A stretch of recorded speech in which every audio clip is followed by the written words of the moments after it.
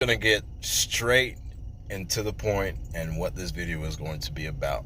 And if if you know, you know. If you guessed it, you guessed it. Dodge. What is going on with Dodge right now? It is all over the place. Like I feel like there's something in the water with this damn company. Like, I don't know if it's been plotted or, what the plan is or what's going on, but there's definitely a lot of nonsense right now with Dodge. I mean, just not even with the CEO, but with a lot of these dealerships that are basically struggling to sell inventory. I even have somebody that I know that actually works for a Dodge dealership. If you're out here in the Atlanta area, and some of the prices that she has basically been telling me about, some of these discounts that are going on at her Dodge, Ram, Chrysler, Jeep, whatever dealership that she works at, and it's no cap. She literally told me that they are having a hard time trying to sell inventory. They still have stuff from 2022, 2023, even some used vehicles, and they still can't sell them. And we're talking about, and I will actually post the text chat that I had with her, from like Scat Packs to RTs, even some of the used cars and some of the Ram trucks that they're having a very hard time trying to sell, and they're basically taking huge markdowns or price cuts on these vehicles. And I'll be honest with you guys, the reason why I bought my 6.1 SRT8 and basically did the rebuild on this car is because why in the world am I going to pay either over MSRP for a vehicle I know is not worth that amount of money? Now, some people may agree, may disagree with me, and hey, it is what it is, to each their own.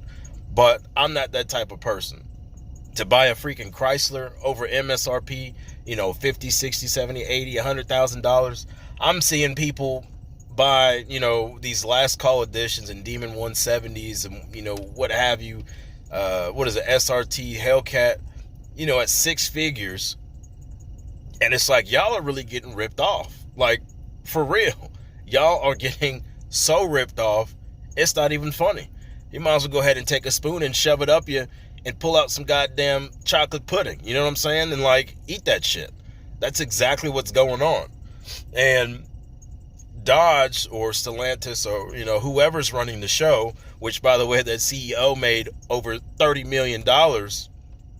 And it just looks like he's completely destroying the brand. Like, literally destroying the brand. And, if you want to, point the fingers and, say, who's at fault, whether it's the dealership, whether it's the CEO, they had a round table. And if you don't know what a round table is you got a whole bunch of your top execs sitting around a little circle in the table. I don't know, octagon, however, whatever kind of table they got. We call it the round table, and basically saying, hey, if we're not making money, we're basically going to shut down because we're losing so much. And I think within the last, I don't know if it was the last 6 years or 6 months, you could definitely see the decline in basically what was going on with Dodge. And pretty much Tim Knissis was like, I'm getting the hell out of here before y'all basically blame me for this shit. And it's definitely not looking good at all. I mean, you're talking about your RTs, your Scat Packs, your Challengers. We all know they're killing those and going straight to EV. I don't know about you guys, but I know me. I'm not technically an EV fan. Now, I will say this. I have definitely seen some pretty nice EVs, and, we'll say with Tesla. I don't have any photos or pictures or anything like that to put in this video, but I remember seeing one distinctive, and I know that they make these kits like wide body kits, and that's pretty much besides the point. but I have seen a couple Teslas that look really nice with a wide body kit. The only difference is, if you're a car person like me, hey, a car is a car. No matter if it has a battery pack, if it runs, with water, runs on peanut butter, runs with a V8, V10, V12. You know what I'm saying? Like, you acknowledge all cars. However, I just feel like it's not the same. You know what I'm saying? Like, you can't hear your car. You're quiet. You can step on the gas. You can, do some donuts in these things, but you're not enjoying the experience. And I get, where, some companies are trying to go. And of course, with this whole, like I said, not to make this political, but I know, they want to make as many EVs as possible because it's supposed to help the environment. But we all know that's definitely not what's going on. So Dodge, Stellantis are really in a really bad bind right now. And it's sad. It's terrifying for one, because I feel like something bad is really about to happen with this company to where they probably might just file for bankruptcy. But then again, I don't know. I don't work for Dodge. I don't work for Stellantis. I'm not a CEO. I don't work in that corporation. But what I will say is, Tim, where you at, buddy? Where you at, Tim?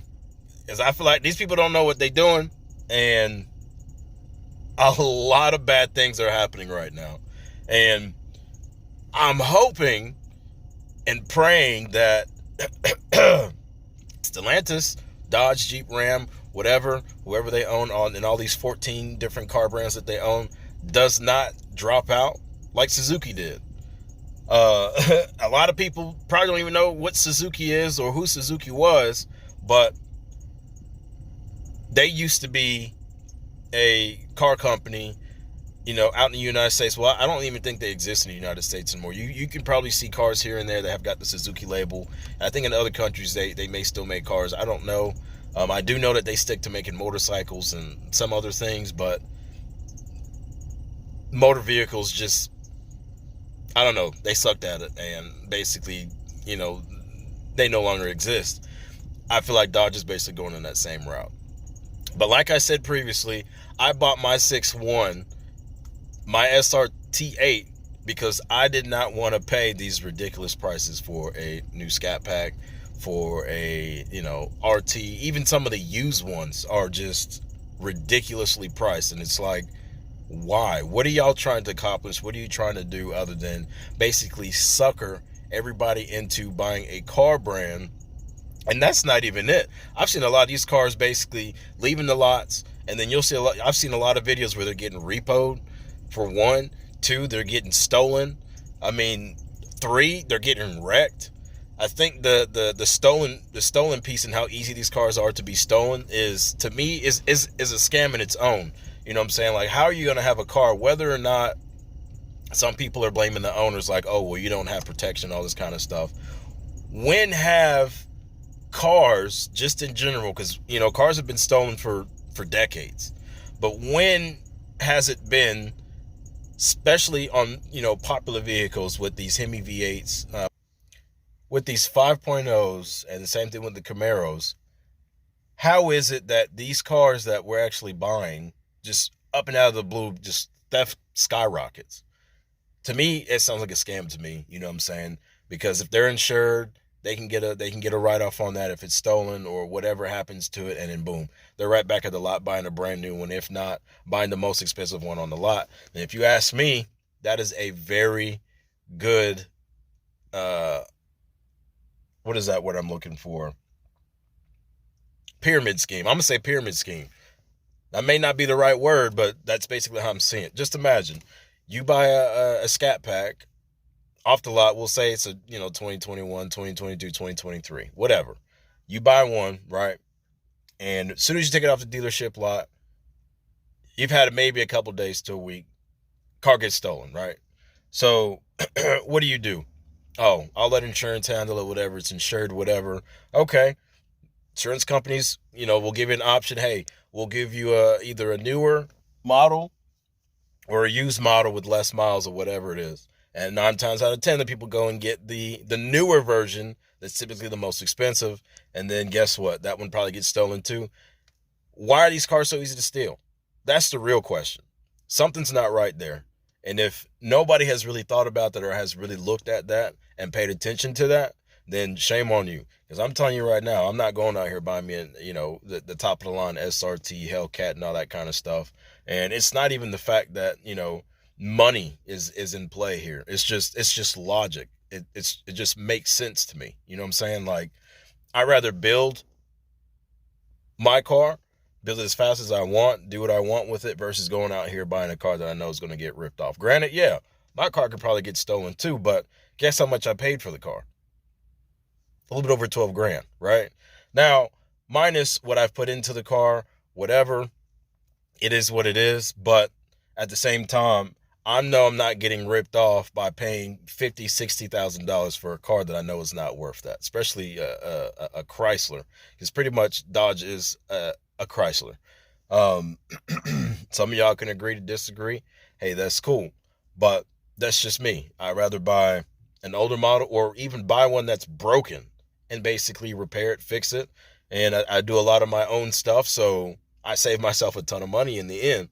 But at the same time, don't get suckered by what's going on, because definitely something weird is going on with Dodge to where their cars get stolen really easily for some reason. Second, the markups on these prices are way out of hand. And third, the overall, I guess you can say, the overall downfall of what's going on with Dodge right now. If they are going strictly EV, and we know that this is what Dodge is basically presented, that they want to bring the RT, the Scat Pack. You can't even call it a RT or a Scat Pack if it's electric, in my opinion. I'm sorry. And I'm going to stick with that because it's not the same kind of car. The car is heavy as shit. When they're going to come out, they're going to be like 5,800 pounds, right? 400, 500, 600 horsepower. And the prices, and I can't really say whether or not this is legit or not, but I did see somewhere where it stated that the prices, just on the base model, I want to say, I think it was the electric, maybe. I want to say it's electric. If I can find that video, I would post it in here. If not, I'll try to find it later and do another, video on this. But you're looking at, these cars starting between 60 onwards up to six figures just for these newer models. And they don't have a lot of horsepower, for one, and two, they're heavy as shit.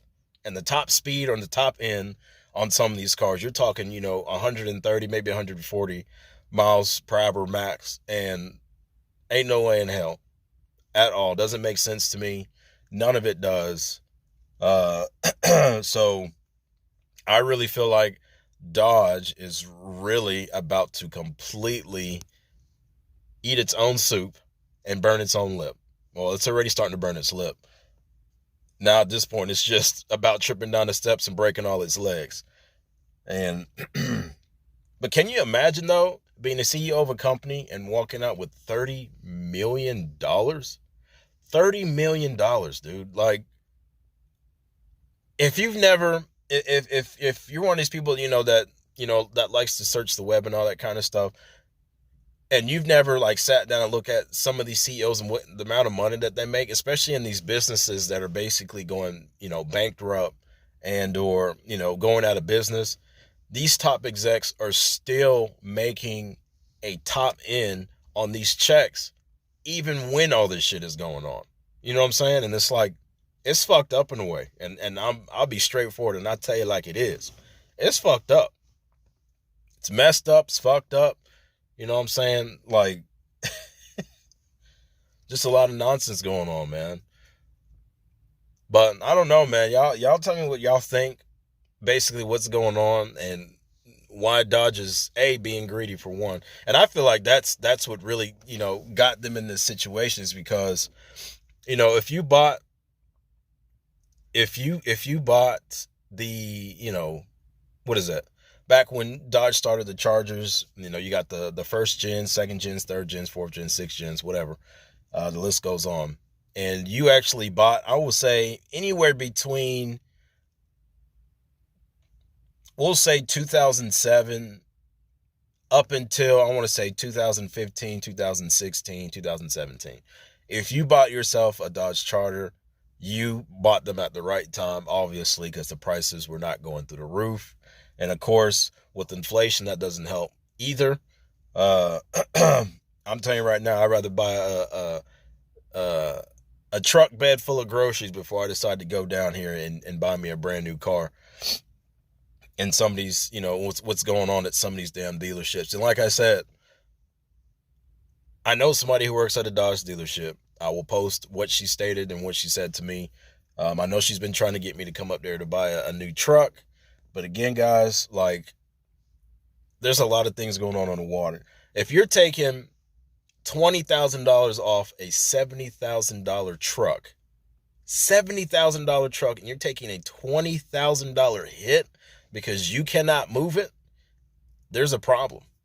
There is a serious problem. And if they're still not buying it, that's another problem. We ain't got the money. We broke. It is what it is. Inflation. I mean, come on now. If Dodge really thought, oh, well, we're going to increase the prices because we made this, times are different. People aren't spending money like they used to. Things are too expensive. And I will say this before, I get off and basically go about my day.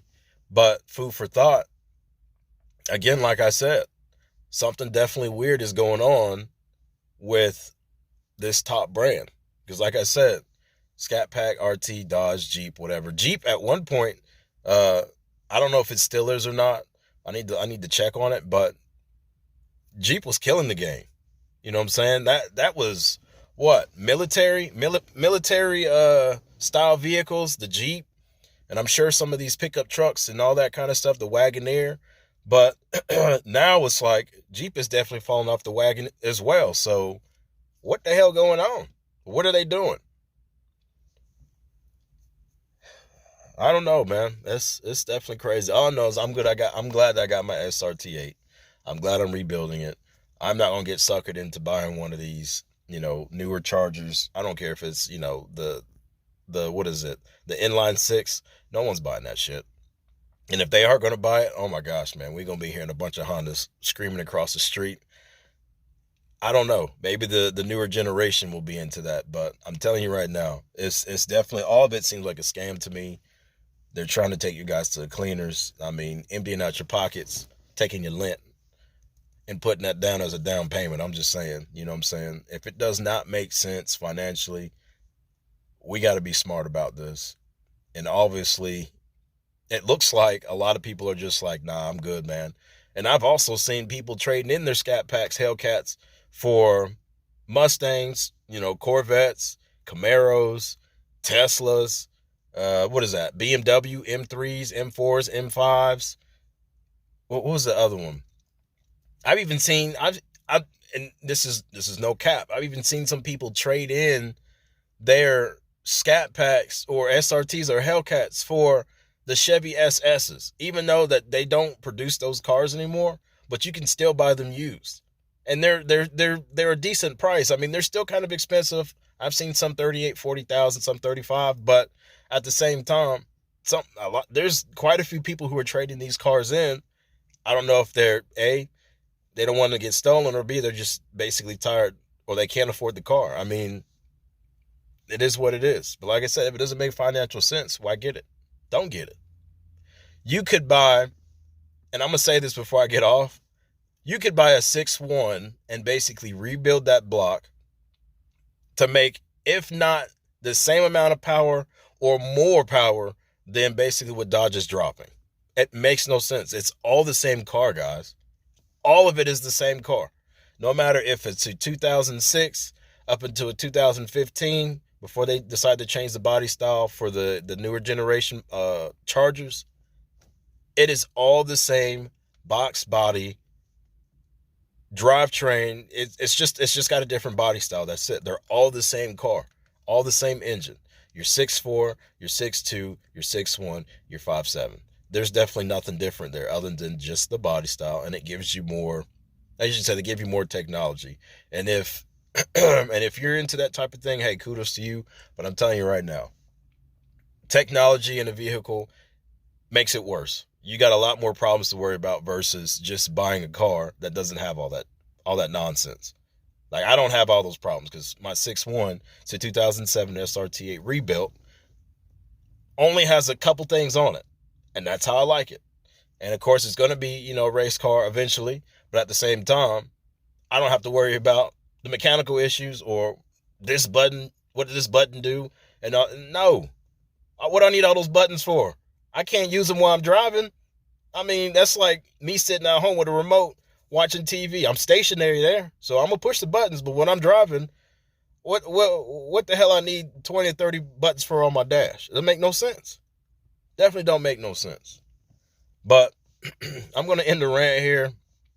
Dodge, y'all need to get it together. Obviously, we know there's something in the water. Like I said, y'all need to figure it out. Otherwise, guess what? We're gonna be SOL. It is what it is. But that's it for today's video. See you on the next one. See you when I see you. Peace.